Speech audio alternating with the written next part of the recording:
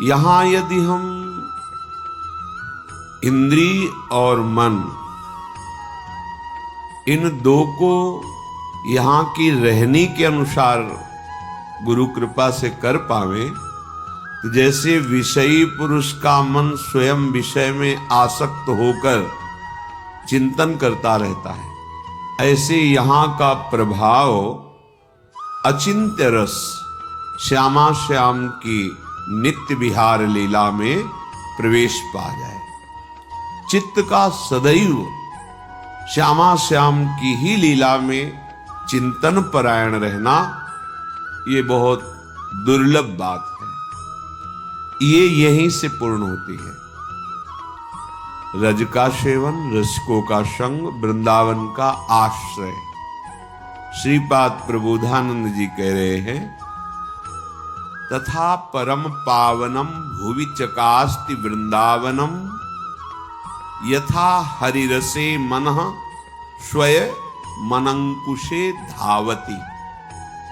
बड़ी बात है।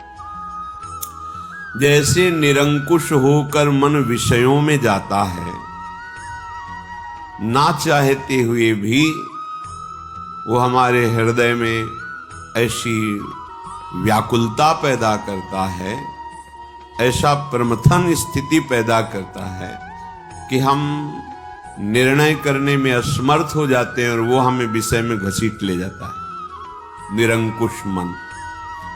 ऐसे ही यदि वृंदावन का आश्रय लिया जाए, वृंदावन का जो उपासना का स्वरूप रसिक महापुरुषों की रहनी, तो आपका मन, जिसे गोस्वामी जी ने मांगा, श्री तुलसीदास जी ने, कामी ही नारी पियारी जिमी लोभी जिम प्रिय दाम तिमि रघुनाथ निरंतर प्रिय लागो मुहिरा। कैसे मुझे प्यारे लगो? जैसे कामांध पुरुष को कामिनी का स्वाभाविक चिंतन होता रहता है, लोभी कंजूस को धन का चिंतन होता रहता है। हे मेरे प्राणानाथ, हे प्राणनाथ, आप हमें ऐसे प्रिय लगो, ऐसे हमारा चिंतन हो। श्रीपाद कह रहे हैं, ये परम पावनम भुवि चकास्ति वृंदावनम, ये परम पावन कर देने वाली भूमि है वृंदावन की। बस इस बात से यदि बच जाओ तो तुम्हें भजन नहीं करना पड़ेगा। स्वाभाविक मन काम क्रोध लोभ मोह मद मत्सर के अधीनता में जो फंसा हुआ है, ये निरंकुश होकर हरिरस में समा जाएगा धाम के प्रभाव से। यथा हरिरसे मनः स्वयं अंकुशे धावती।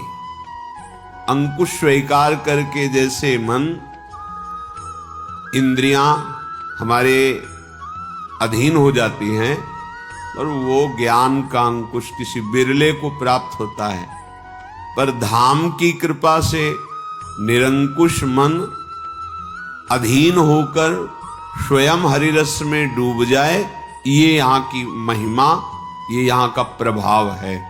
पर हमारा मन क्यों नहीं विषयों से हट करके हरिरस में उन्मत्त हो रहा है? क्या कारण है?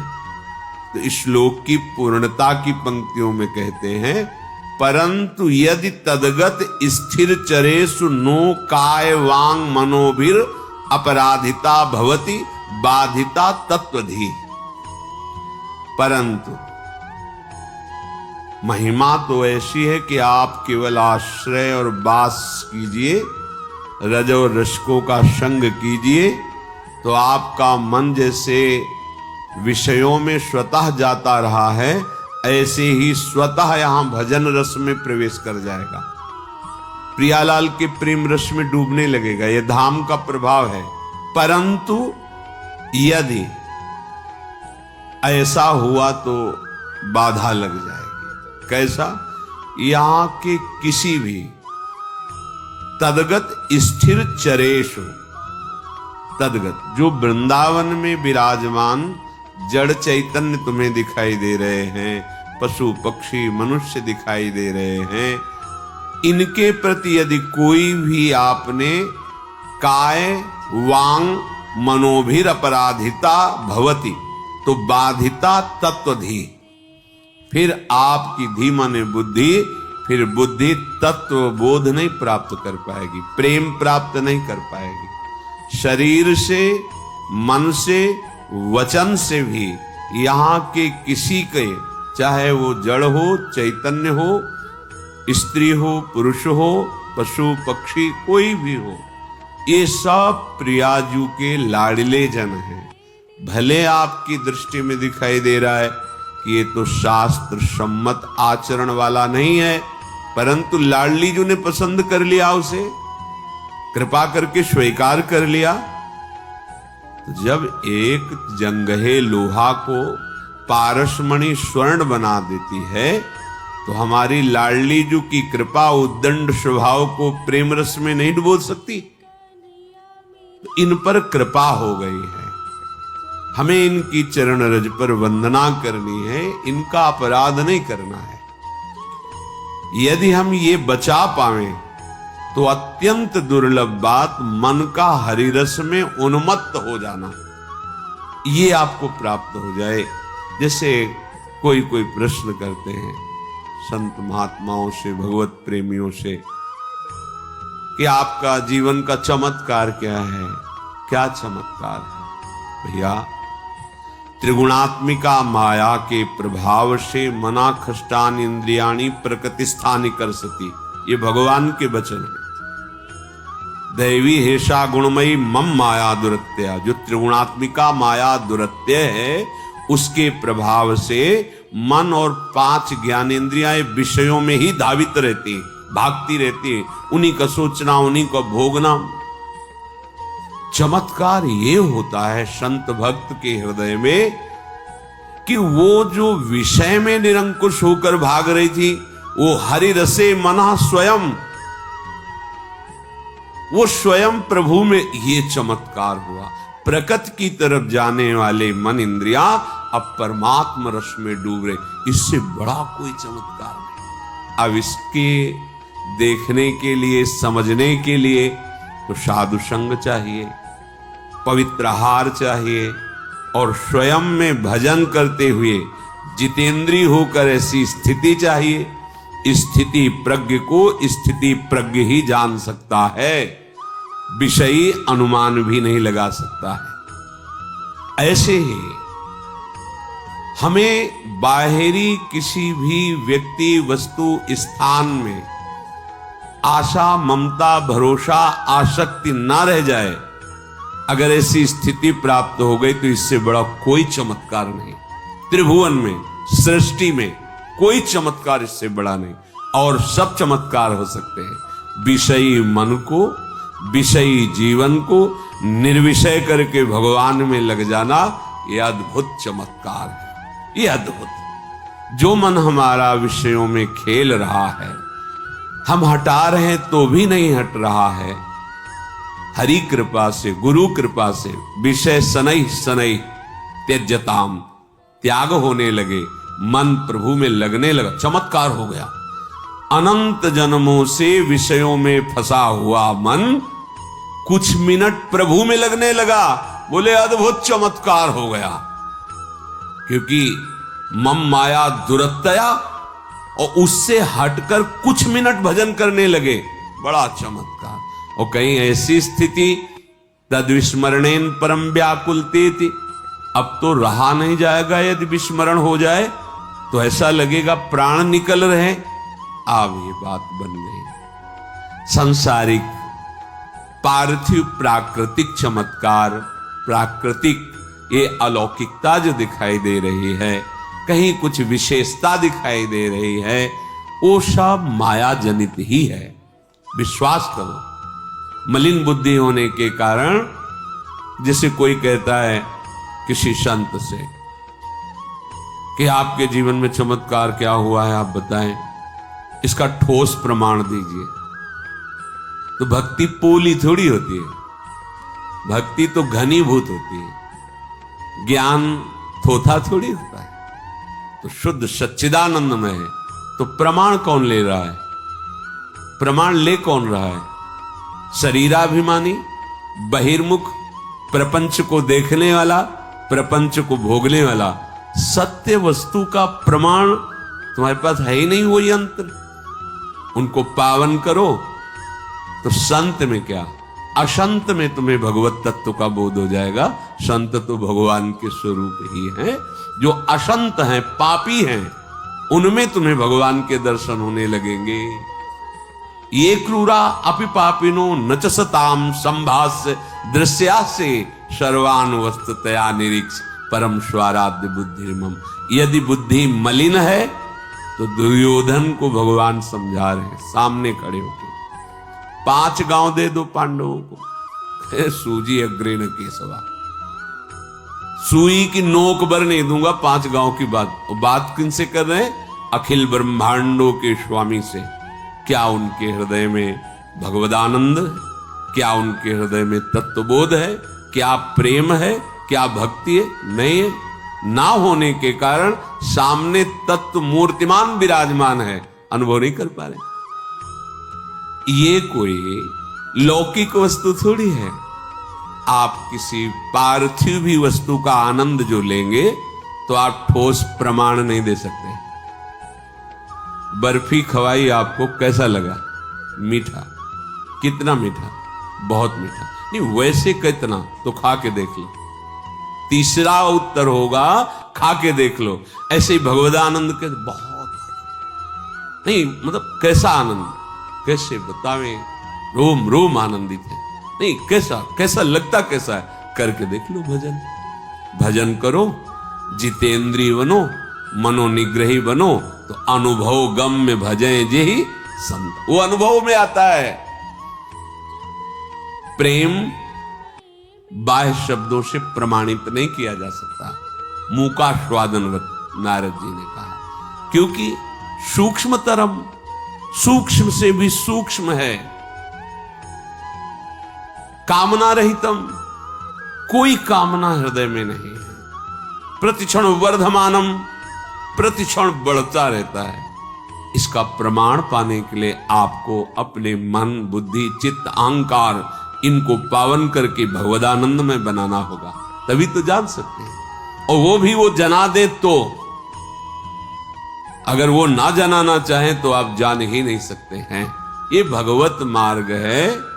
ये सांसारिक प्राकृतिक वस्तु नहीं है कि भाई देखो हमने साधना की, हमको ये प्राप्त हुआ, वाह, तब तो फिर वो दृश्य है जो आपको दिखा, वो दृश्य है। नहीं नहीं, वो दृश्य और दृष्टा दोनों से परे है जो अनुभव है। वो दृश्य और दृष्टा बहुत सावधानी का विषय, पूर्ण विश्वास करके इस मार्ग में चला जाता है।